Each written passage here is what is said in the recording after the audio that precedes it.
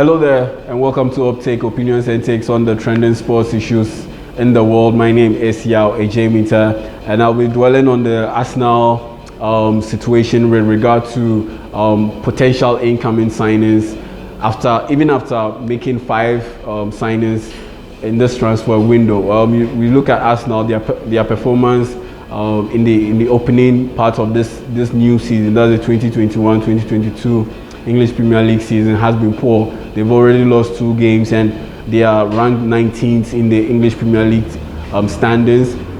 They haven't scored a goal, and it's been pretty much poor from Mikel Arteta's team. And a lot of fans have been calling for more signings to be made to beef up the squad. And indeed, Arteta has indicated that the Gunners, they are still in play to bring in more players once the transfer window is still open. The transfer window, remember, shuts on August 31. So there are a few more days for us now to conduct business and bring in new players. But you look at the players that have been bundled around, the names that have been bundled around in terms of being prime targets for Arsenal and for other teams.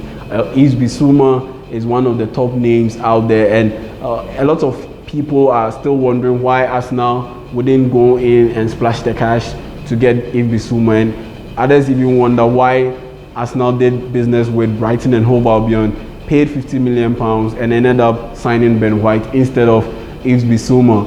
Yves Bissouma has been a solid player for Brighton for the past 2 seasons, and this season he has started on a very bright note. In Brighton's 2-0 win over Watford this past weekend, he pressed high up the pitch, made an interception, and got the ball to the feet of Neal Maupay, who swept the ball in for Brighton's second goal, giving Brighton the win. And that was Brighton's second win in as many games this season. And you would wonder why Arsenal wouldn't go for him. Well, I believe by not going for Yves Bissouma, Arsenal is making the right decision because, one, he's African, and the AFCON, the African Nations Championship, Africa Cup of Nations, I should say, would commence in January 2022. Now, Bissouma is a central midfielder, and Thomas Partey, who is Ghanaian, is a central midfielder. The main backup in that central midfield position is Mohamed El Neni. He is Egyptian. So should Arsenal go in for Yves Bissouma in January, Arsenal would be without 3 central midfielders. That's potential starters and a potential backup player. And that would ultimately spell disaster for the team's campaign, because if you are missing 3 of your best central midfielders, there is no way you can compete and get to the top. There's no way you can compete and get to the top. And on top of that, you have to factor in the other Africans on this Arsenal team. Pierre-Emerick Aubameyang will definitely leave and play for Gabon in the AFCON. Nicolas Pepe will definitely leave and play for Ivory Coast in the AFCON. So you are looking at the potential number of 5 key players who will miss an important stretch of games in the new year when the AFCON commences. So by not going in for Yves Bissouma and maybe going in for another central midfielder who is non-African, or maybe who might be African but his country wouldn't be competing in the AFCON, would be a better option for Arsenal. And on top of that, you look at the finances. Last season, Arsenal spent £50 million to get Thomas Partey.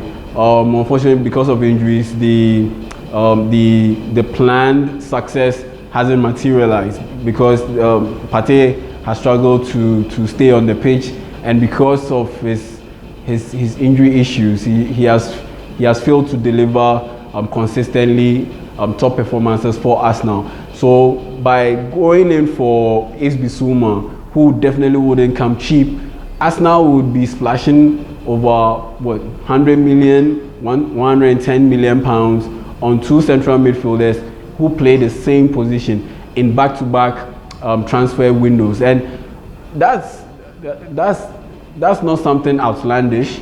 But the point is, you look at the teams that make such purchases, like Man City, like PSG.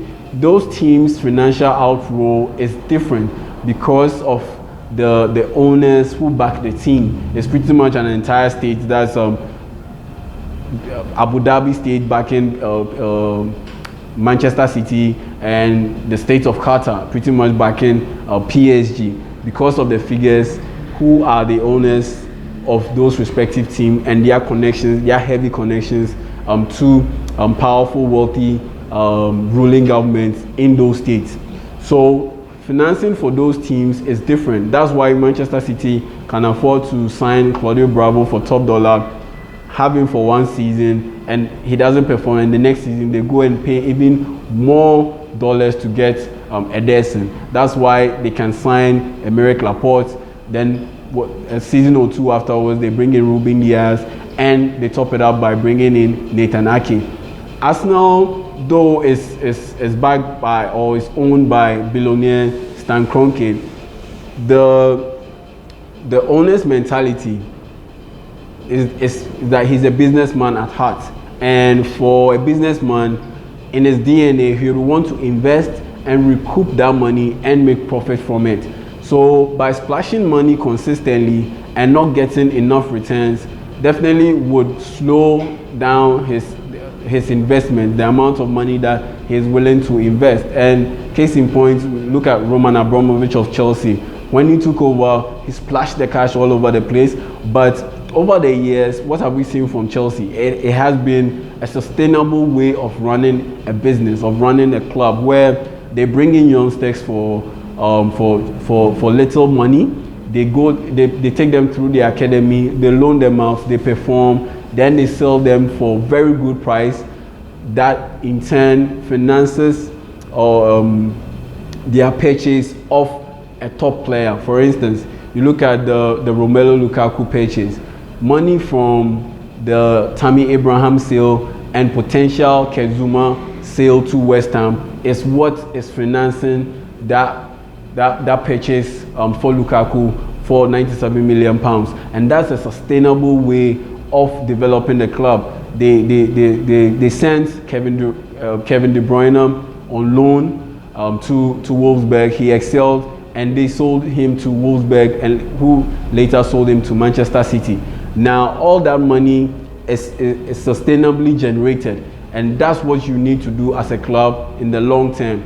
Now with Arsenal, they have not been able to sell players for top dollar in order to finance the signing of equally top players. So in the finances books, or in the financial books, that's not sustainable. That's not a very good way of going about business, by signing players for top dollar to play the same position in back-to-back transfer windows. And on top of that, the third point, you have to look at priorities.